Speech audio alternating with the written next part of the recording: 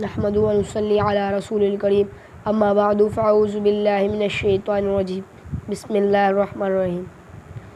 اللہ تعالیٰ نے میری، آپ کی اور سارے عالم کے انسانوں کی کامیابی پورے کے پورے دین میں رکھی ہے، اور یہ دین ہمارے نبی کریم صلی اللہ علیہ وسلم کی مبارک محنت سے آیا ہے، اور آج ہم اسی دین کے متعلق کچھ احادیث پڑھیں گے۔ حضرت عمر بن خطاب رضی اللہ تعالیٰ عنہ سے روایت ہے کہ وہ ایک دن مسجد نبوی تشریف لے گئے تو دیکھا حضرت معاذ رضی اللہ تعالیٰ عنہ رسول اللہ صلی اللہ علیہ وسلم کی قبر مبارک کے پاس بیٹھے رو رہے ہیں۔ حضرت عمر رضی اللہ تعالیٰ عنہ نے پوچھا، آپ کیوں رو رہے ہو؟ انہوں نے کہا، مجھے ایک بات کی وجہ سے رونا آ رہا ہے جو میں نے رسول اللہ صلی اللہ علیہ وسلم سے سنی تھی۔ آپ صلی اللہ علیہ وسلم نے ارشاد فرمایا تھا، تھوڑا سا دکھاوا بھی شرک ہے، اور جس شخص نے اللہ تعالیٰ کے کسی دوست سے دشمنی کی تو اس نے اللہ تعالیٰ کو جنگ کی دعوت دی، اور بے شک اللہ تعالیٰ ایسے لوگوں سے محبت فرماتے ہیں جو نیک ہوں، متقی ہوں اور ایسے چھپے ہوئے ہوں کہ جب موجود نہ ہوں تو ان کو تلاش نہ کیا جائے، اور اگر موجود ہوں تو نہ انہیں بلایا جائے اور نہ انہیں پہچانا جائے۔ ان کے دل ہدایت کے روشن چراغ ہیں، وہ فتنوں کی کالی آندھیوں سے دل کی روشنی کی وجہ سے اپنے دین کو بچاتے ہوئے نکل جاتے ہیں۔ اسی طرح ہم دوسری حدیث پڑھیں گے۔ حضرت مالک رضی اللہ تعالیٰ عنہ سے روایت ہے کہ رسول اللہ صلی اللہ علیہ وسلم نے ارشاد فرمایا، وہ دو بھوکے بھیڑیے جنہیں بکریوں کے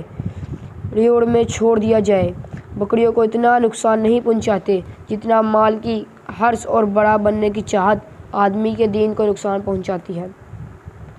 تیسری حدیث پڑھیں گے۔ حضرت ابو ہریرہ رضی اللہ تعالیٰ عنہ فرماتے ہیں کہ رسول اللہ صلی اللہ علیہ وسلم نے ارشاد فرمایا، جو شخص دوسروں پر فخر کرنے کے لیے، مالدار بننے کے لیے، نام و نمود کے لیے دنیا طلب کرے اگرچہ حلال طریقے سے ہو، وہ اللہ تعالیٰ کے سامنے اس حالت میں حاضر ہوگا کہ اللہ تعالیٰ اس سے سخت ناراض ہوں گے۔ اور جو شخص دنیا حلال طریقے سے اس لیے حاصل کرے گا تاکہ اس کو دوسرے سے سوال نہ کرنا پڑے اور اپنے گھر والوں کے لیے روزی حاصل کر سکے اور اپنے پڑوسی کے ساتھ احسان کر سکے، تو وہ قیامت کے دن اللہ تعالیٰ اس حال میں ملے گا کہ اس کا چہرہ 14ویں رات کے چاند کی طرح چمکتا ہوا ہوگا۔ اسی طرح ہم چوتھی حدیث پڑھیں گے۔ حضرت حسن رحمۃ اللہ علیہ روایت کرتے ہیں کہ رسول اللہ صلی اللہ علیہ وسلم نے ارشاد فرمایا، جو کوئی بندہ بھی کوئی بیان کرتا ہے تو اللہ تعالیٰ ضرور اس سے اس بیان کے بارے میں پوچھیں گے کہ اس بیان کرنے سے اس کا کیا مقصد اور کیا نیت تھی۔ حضرت جعفر رحمۃ اللہ علیہ نے فرمایا کہ حضرت مالک بن دینار رحمۃ اللہ علیہ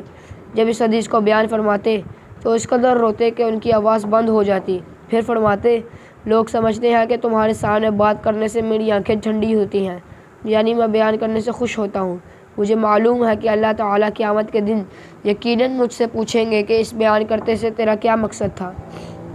اسی طرح ہم پانچویں حدیث پڑھیں گے۔ حضرت ابن عباس رضی اللہ تعالیٰ عنہ سے روایت ہے کہ رسول اللہ صلی اللہ علیہ وسلم نے ارشاد فرمایا، جو شخص لوگوں کو خوش کرنے کے لیے اللہ تعالیٰ کو ناراض کرتا ہے تو اللہ تعالیٰ اس پر ناراض ہوتے ہیں اور ان لوگوں کو بھی ناراض کر دیتے ہیں جنہیں اللہ تعالیٰ کو ناراض کر کے خوش کیا تھا، اور جو شخص اللہ تعالیٰ کو خوش کرنے کے لیے لوگوں کو ناراض کرتا ہے تو اللہ تعالیٰ اس سے خوش ہو جاتے ہیں اور ان لوگوں کو بھی اس سے خوش کر دیتے ہیں جن کو اللہ